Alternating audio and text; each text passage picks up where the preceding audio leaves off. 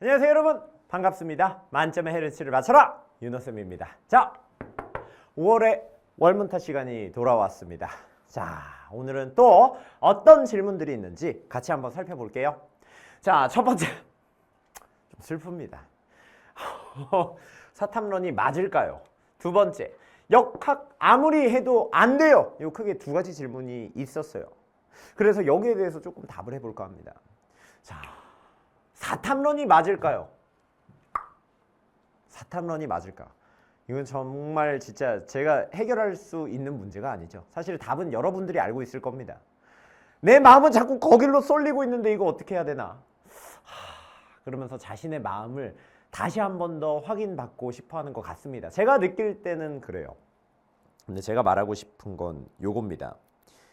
여기에서 물리 이겨내지 못하면은 과연 대학 가서도 우리가 이겨낼 수 있을까?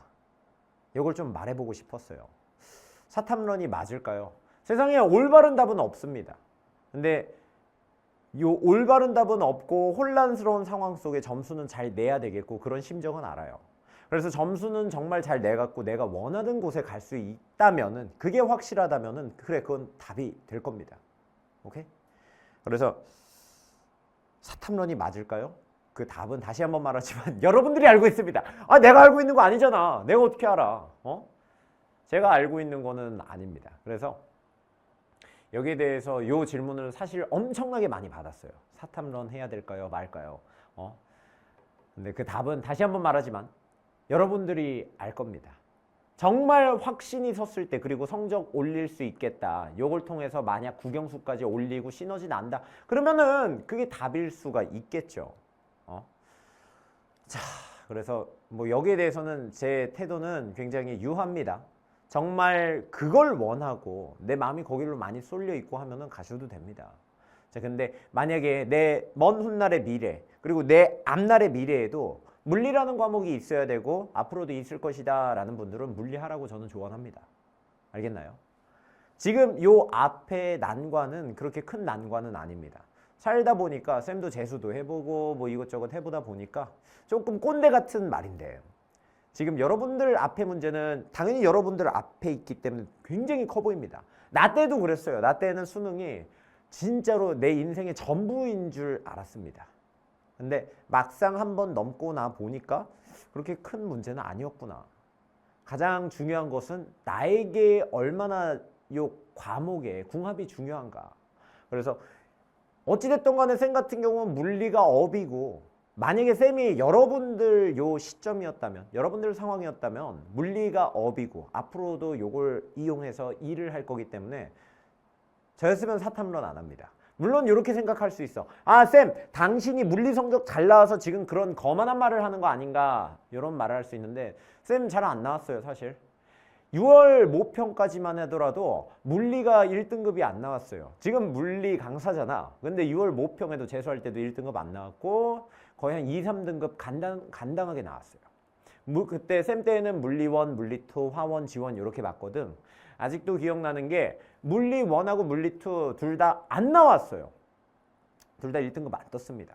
언제 떴냐면 수능 때 떴죠.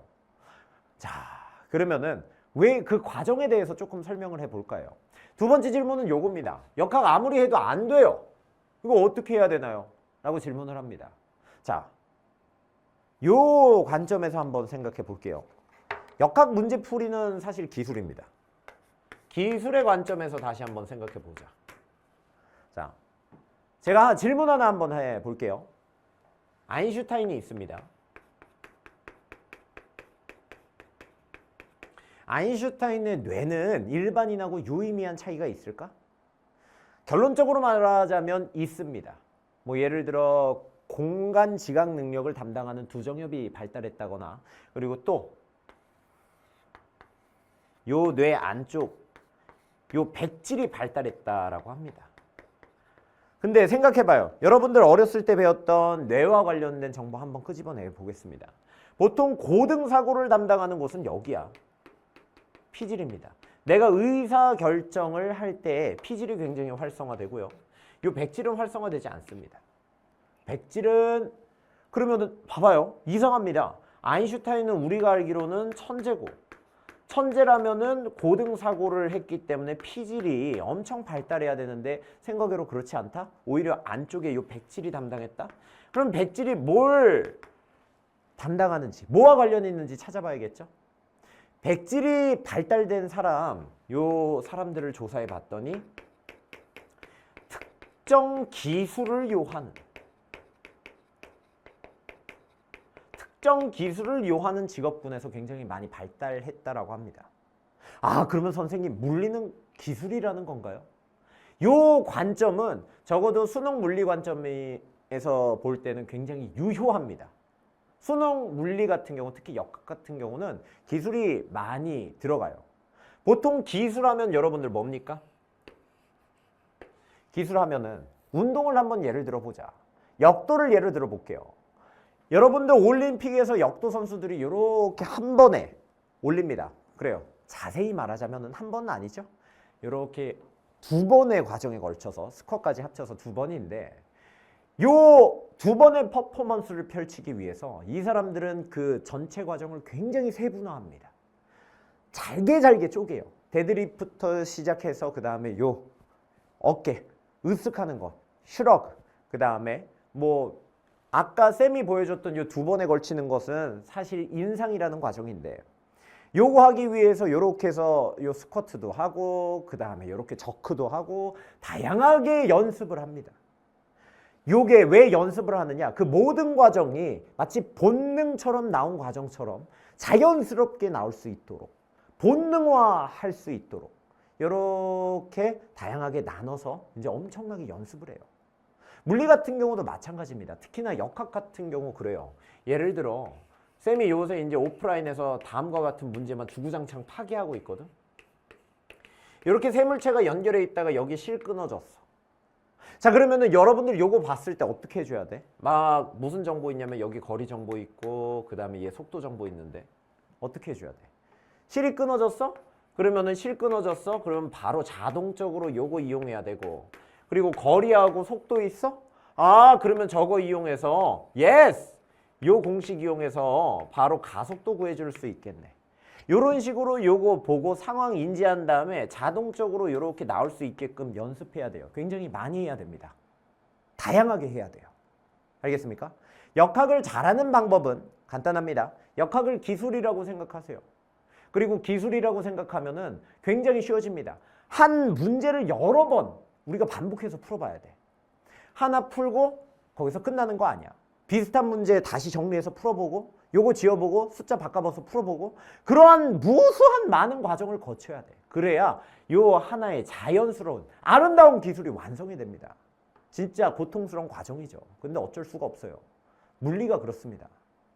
자, 그래서 쌤이 내릴 수 있는 결론은 요거예요. 역학이 아무리 해도 안 돼요. 요거는 기술이고요.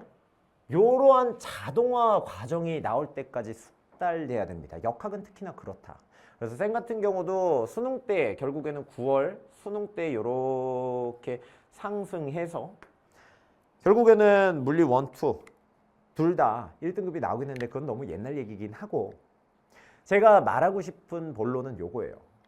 같은 문제를 여러 번 진짜 이게 손이 움직일 수 있을 정도로 그냥 내 머리보다 손이 움직일 수 있을 정도로 많이 풀어봐야 됩니다. 같은 문제를 반복 숙달하라. 이게 핵심이에요. 알겠습니까? 오늘은 좀 월문타가 조금 진지하긴 했는데 근데 여러분들 아무래도 진지한 질문이다 보니까 이렇게 진지하게끔 왔어요. 오늘은 좀 진지충이 됐습니다. 자, 무튼간에 우리 퀴리 부인의 마지막 말로 요거 월문타 마치도록 하겠습니다. 더 이상 우리에게 두려울 건 없습니다. 앞으로 풀 문제만 남았죠. 우리 문제 풀어가면서 전진해 봅시다. 알겠나요? 자, 그러면 쌤이랑 본 수업 시간 때 뵙도록 하겠습니다. 그럼 안녕!